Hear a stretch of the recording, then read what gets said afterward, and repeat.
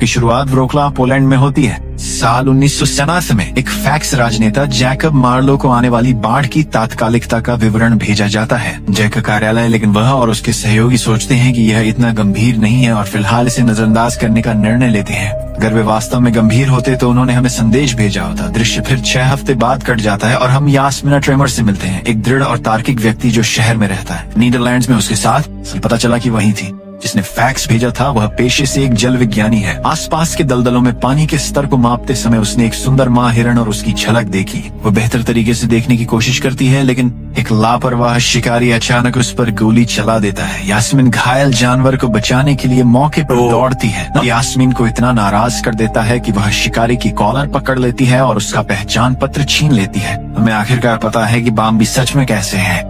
फिर वह अपने वैन में लौट आती है जहां वह स्थायी रूप से अपने साथी के साथ रहती है। मामले पर चर्चा करने के बाद यास्मिना निजी कमरे के अंदर जाती है। फिर जोड़ा रोमांटिक समय बिताता है, संभोग में शामिल है। दुर्भाग्य से उनका पल बाधित होता है। बाहर एक बड़े हेलीकॉप्टर का आगमन। ये एक मैथ हेलुसिनेशन निकला। ओह नहीं, ये पोलिश सेना है जो यास्मिना की तत्काल उपस्थिति रोम में चाहती है।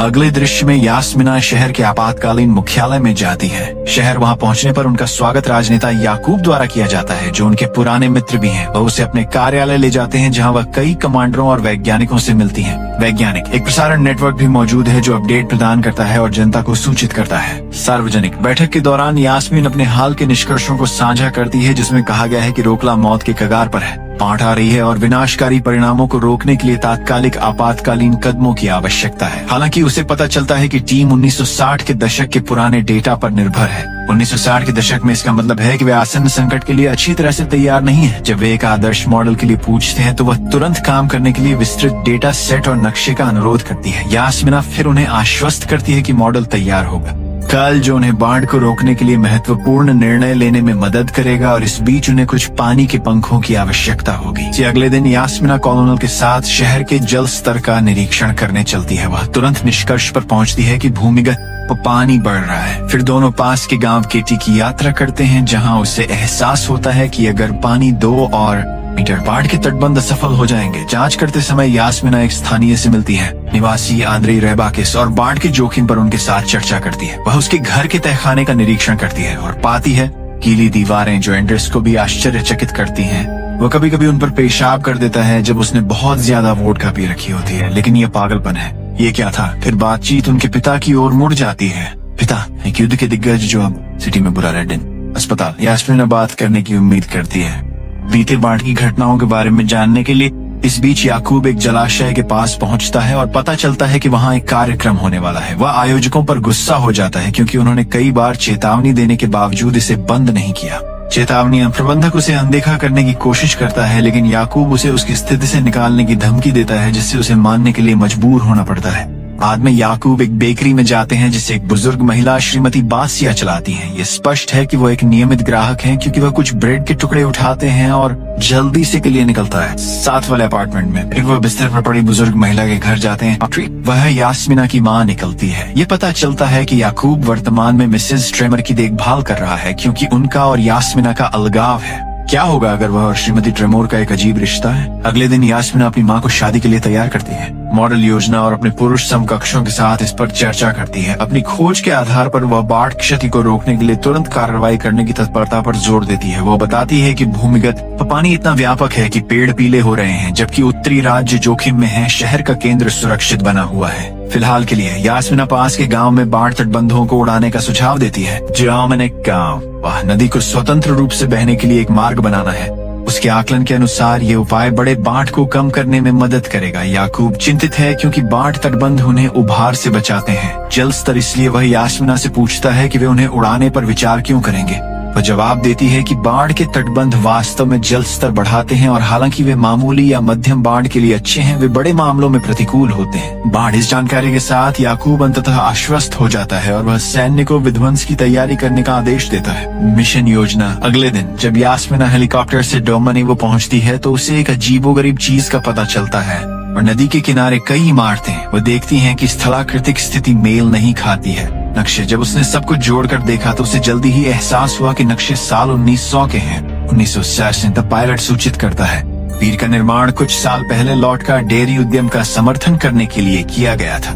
ये नई जानकारी आपकी परिकल्पना को प्रभावित करती है क्योंकि पारिस्थितिक परिवर्तन उनके निर्णय के आधार को महत्वपूर्ण रूप से बदल देते हैं। इसका मतलब है कि नदियों के पास के क्षेत्र समय के साथ विकसित होते रहते हैं। स्वयं इस स्थलाकृति में परिवर्तन को महसूस करते ही यास्मीन हेना तुरंत शहर लौटने के लिए पायलट से आग्रह करती है। वह सीधे याकूब के घर जाती है और उन्हें बताती है कि उनका डोमोनिवो बाढ़ के तटबंधों को उड़ाने की योजना अब काम कर रही है। वह सेना को सूचित करने के लिए दौड़ता है इसके बारे में। हालांकि दामानिवो के दूरस्थ मैदानों में लाइन सही से काम नहीं करती है। जैसे ही वह संदेश को सेना तक पहुंचाने की कोशिश करता है, कर्नल विस्फोट कर देता है।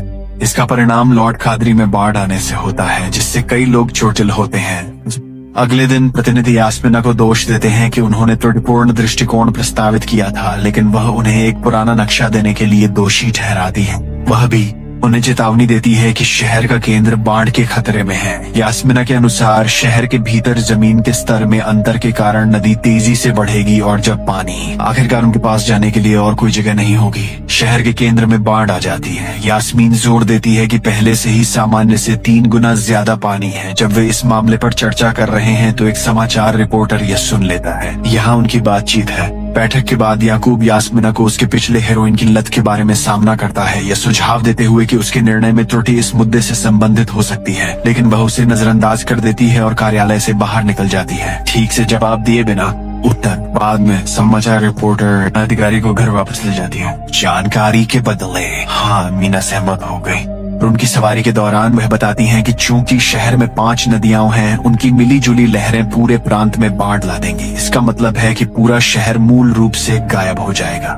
रिपोर्टर इस खुलासे से डरी हुई है, जबकि यास्मीना जल्दी से उसे एक परिचित इमारत के सामने कार रोकने के लिए कहती है। बाढ़ के दृश्य की अफवाह पूरे शहर में फैल जाती है, जिससे निवासियों में घबराहट होती है। निवास अगले दृश्य में यास्मीना अपनी माँ के अपार्टमेंट के दरवाजे पर पहुंचती है और बाढ़ के खतरों के बारे में चेतावनी देकर एक नोटिस फिसलाती है और उसे तुरंत आवास छोड़ने का आग्रह करती है। फिर वह श्रीमती बासिया के बाजार जाती है, जहाँ बुजुर्ग महिला उसे गर्मजोशी से स्वागत करती है। एक निजी बातचीत में यास्मीना महिला से अपनी माँ को अपने अपार्टमेंट में स्थानांतरित करने के लिए कहती है, कुछ दिनों के लिए। बासिया सहमत है और यह भी खुलासा करती है कि याकूब कुछ समय से उनकी माँ की देखभाल कर रहे हैं। थोड़ी हैरान होकर यास्मीना सिर हिलाती है, जैसे कि आभारी जैसी।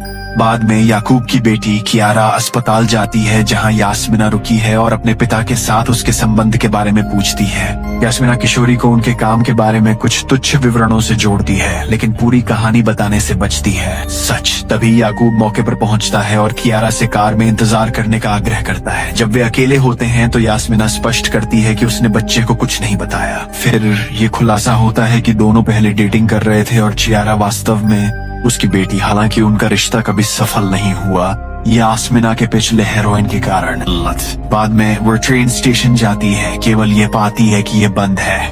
बाढ़ कोई और विकल्प न होने के कारण यास्मीना आगे निरीक्षण के लिए केटी गांव लौटती है। इस दौरान वह एक शाखा पर ठोकर खाती है और मैदान पर गिर जाती है। यही वह समय है जब वह एक जलाशय की खोज करती है। युद्ध और एक जर्मन रेलवे ट्रैक जो एक पुल के नीचे है, जो गांव को जोड़ता है शहर। कुछ गड़बड़ होने का एहसास करते हुए यास्मीना शहर के अस्पताल में एंड्रेई के पिता से इसके परिणामों के बारे में बात करने जाती है। फिर बूढ़ा आदमी बताता है कि जहां ट्रेनें गुजरती थीं, वहां एक पुल बनाया गया था। युद्ध और ट्रेन वाटर जलाशय का उपयोग भाप इंजनों के लिए किया जाता था। यह सुनकर यास्मीना चली जाती है। चिंतित हो जाती है, इसलिए वह तुरंत अस्पताल से बाहर भाग जाती है। वह सीधे मुख्यालय जाती है और याकूब को सूचित करती है कि पादरी केटी गांव अपनी पुरानी नदी की धारा में लौट रहा है। अब सबसे अच्छा समाधान यह है कि बाढ़ के तटबंधों को उड़ा दिया जाए। याकूब सोचता है कि ऐसा करना सबसे अच्छा समाधान है। ये कार्य बहुत कठिन होने वाला है क्योंकि वहाँ बहुत से निवासी रहते हैं, लेकिन यास्मीना का कहना है कि ये एकमात्र तरीका है, केवल तरीका चमत्कार को रोकने का। बड़ी बाढ़। उसके जाने के बाद याकूब अपनी राजनीतिक पार्टी के उप मंत्री के साथ इस विचार को लेकर चर्चा करता है। हालांकि उप मंत्री इस योजना का मजाक उड़ाता है और उसे आगे न बढ़ाने का आदेश देता है, क्योंकि इससे संभावित मीडिया प्रतिक्रिया बढ़ जाएगी। इसके बजाय वह सलाह देते हैं मीडिया में हेरफेर करना। अपने लाभ के साथ अपने वरिष्ठ के आदेश का पालन करते हुए याकूब अपनी सचिव को विध्वंस योजना के बारे में जानकारी लीक करने का निर्देश देता है और मीडिया रिपोर्ट करती है कि केटी और आसपास के गांव के क्षेत्रों के बाढ़ बैंकों को उड़ाने की योजना है। इस ऑपरेशन का उद्देश्य रोकला के शहर के केंद्र को आने वाली बाढ़ से बचाना है। आने वाली लहर। बाद में जब यास्मीना सेना के साथ गांव पहुंचती है तो ग्रामीण उनके रास्ते को रोक देते हैं। तटबंध और योजना का विरोध करते हैं। वे शहर की खातिर बलिदान किए जाने पर स्वाभाविक रूप से नाराज हैं, जबकि अपनी मदद के लिए कोई सहायता नहीं मिलती। इसी दौरान चियारा अपने पिता की निजी दराजों में जाकर कुछ तस्वीरें पाती है जिसमें वह यागामी के साथ है। उन्हें अपने पास रखती है और जल्दी से दरवाजा बंद कर देती है। जब वह किसी के आने की आवाज सुनती है तो ये उसके पिता हैं, जो उसे जल्द से जल्द अपना सामान तैयार करने के लिए कहते हैं। याकूब फिर उसे अपने हाउसकीपर के घर छोड़ देता है ताकि आने वाले हमले के लिए तैयार हो सके। इसके बाद वह कार्यालय जाता है और एक प्रेस कॉन्फ्रेंस करता है, जनता को यह आश्वस्त करने के लिए कि व्रोक्ला में स्थिति नियंत्रण में है। यास्मिना समय पर पहुंचती है और उसे सुनती है अपने राजनीतिक करियर को निलंबित करने की घोषणा की।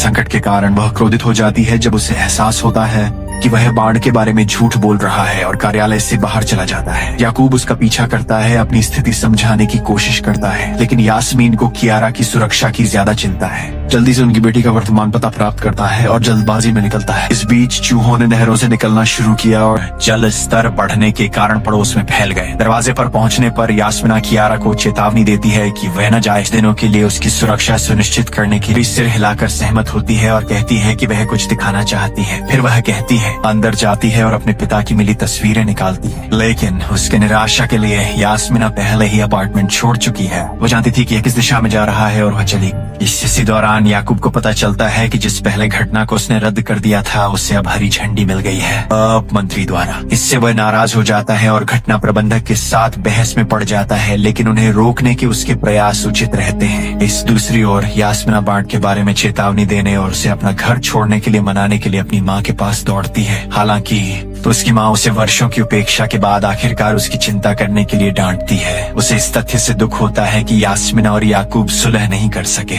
उनके रिश्ते को सुधारना। जैसे जैसे दोनों बहस करते रहते हैं, यास्मिना दीवार पर एक गीला धब्बा देखती है। इससे कई मकड़ियां ऊपरी मंजिल की ओर रेंग रही हैं, शायद बाढ़ से बचने के लिए। बाढ़ ये यास्मिना को घबराहट में डाल देता है क्योंकि उसे एहसास होता है कि शहर पर एक बड़ी आपदा आने वाली है। वो फिर अमेरिकी दूतावास से गवर्नर को फोन करने के लिए बाहर भागती है और उसे इस बीच उनकी गंभीर स्थिति के बारे में सूचित करती है। इस बीच बढ़ते जल स्तर की खबरें किटी के ग्रामीणों को डरा देती हैं, इसलिए वे बाढ़ से बचाव के लिए रेत के थैले तैयार करते हैं। इससे उनसे कोई खास फायदा नहीं होने वाला। शहर के अस्पताल में एक नर्स बगीचे में पानी के स्तर में उल्लेखनीय वृद्धि देखती है और तुरंत वरिष्ठ डॉक्टर को सूचित करती है। हम देखते हैं कि समय शहर के चिड़ियाघर में जानवरों को निकालना एक गंभीर स्थिति है। घटनाओं के मोड़। एक कर्मचारी सूचित करता है। इस तरह के और वीडियो के लिए सब्सक्राइब करें, नोटिफिकेशन चालू करें और चैनल की मदद के लिए लाइक करें। देखने के लिए धन्यवाद।